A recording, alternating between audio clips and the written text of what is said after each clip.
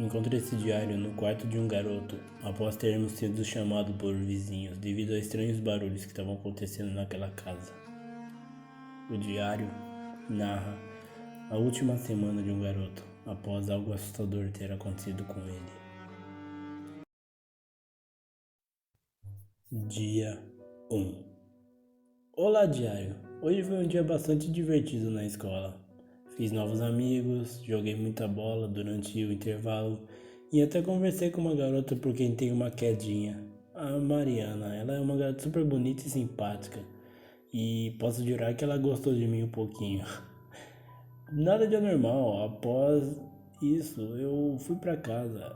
Durante a ida para casa eu vi algo um pouco estranho. Eu vi um senhor olhando para um lado da rua. Nada de anormal nisso, apesar do fato de que seus olhos estavam bem abertos.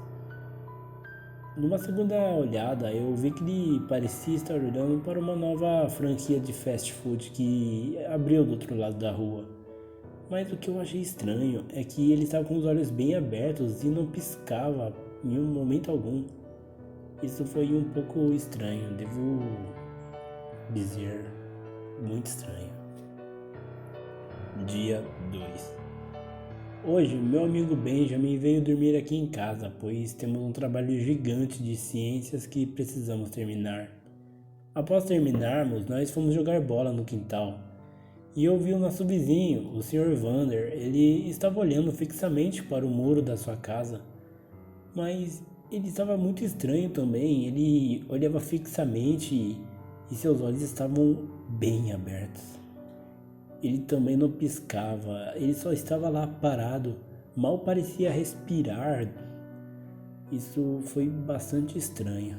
Ele parecia querer ver algo muito pequeno que estava no seu muro, eu não sei o que era exatamente, mas isso foi bem estranho. Dia 3. Durante o jantar, eu comentei com meu pai sobre o que o Sr. Vander estava fazendo e também sobre o homem na rua olhando para o outro lado. Meu pai apenas suspirou e disse para eu não me preocupar com o que os outros faziam na rua e que também era para eu parar de perturbar o Sr. Vander, pois ele já era um senhor de idade e não podia ter muitas emoções fortes, seja lá o que isso queira dizer. Dia 4. Eu acordei cedo, um pouco mais cedo do que o de costume, e fui para a escola, pois queria passar na biblioteca para ler alguns livros a respeito da matéria de história que iria começar. No caminho, eu encontrei o Sr. Alfred. Ele trabalha no mercadinho onde eu sempre compro pão todas as manhãs. Eu me aproximei dele e o cumprimentei. Porém, ele olhou para mim bem lentamente, apontou o dedo para mim e começou a gritar. Ele gritou muito, muito alto. Eu me assustei e saí correndo dali. Isso me assusta só de lembrar.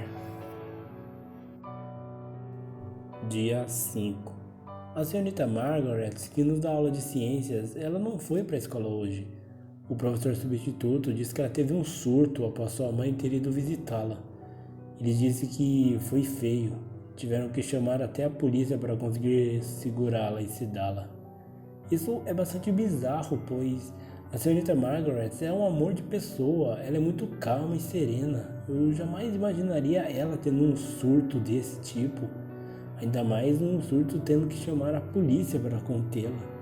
Estranho isso. Dia 6.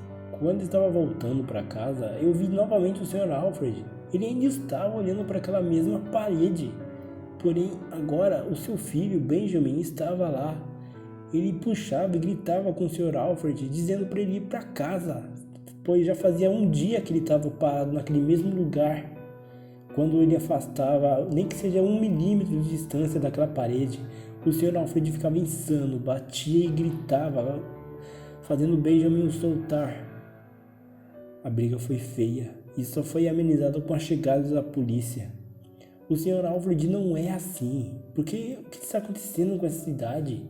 Primeiro a senhorita Margaret, agora Alfred. Isso é muito estranho. Estou começando a ficar preocupado. Dia 7. Acordei no meio da noite com um grito da minha mãe. Eu me levantei da minha cama e fui correndo para a sala para ver o que tinha acontecido.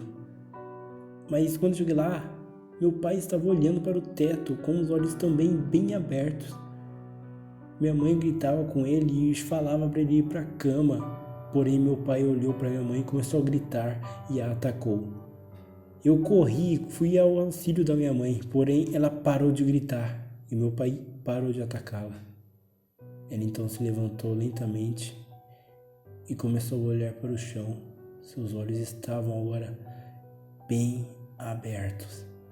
Ela não piscava, ela não fazia nada, apenas olhava ao vazio chão, assim como meu pai que voltou a olhar para o teto. Eu me assustei.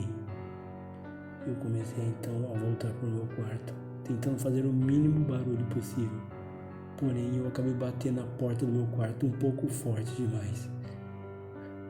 Eu fiquei um momento prendendo a respiração para evitar que algum outro barulho fosse ouvido.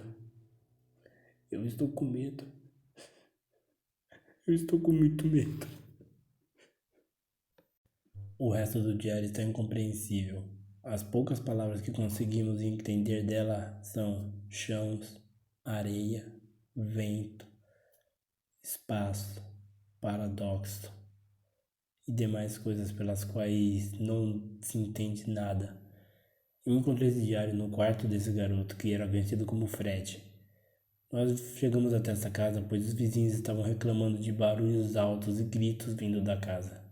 Quando chegamos, o marido e a esposa estavam completamente insanos. Nós conseguimos imobilizá-los após um tempo e os sedamos, mas não encontramos o garoto. Após fazermos uma varredura completa na casa, encontramos o garoto. Ele estava deitado em sua cama, com os olhos abertos. Não demorou muito para ele nos atacar logo em seguida. Nós conseguimos o segurar e imobilizar ele. Encontramos esse caderno, então eu decidi colocar aqui. Após isso, nós recebemos vários outros relatos com os mesmos problemas. Marido e esposa insanos atacando as pessoas próximas a eles. E não demorou muito para acabarmos fazendo uma quarentena total naquela cidade. Tudo parecia estar se acalmando, mas hoje eu cheguei em minha casa e minha esposa estava parada em frente ao berço do nosso filho, com os olhos bem abertos.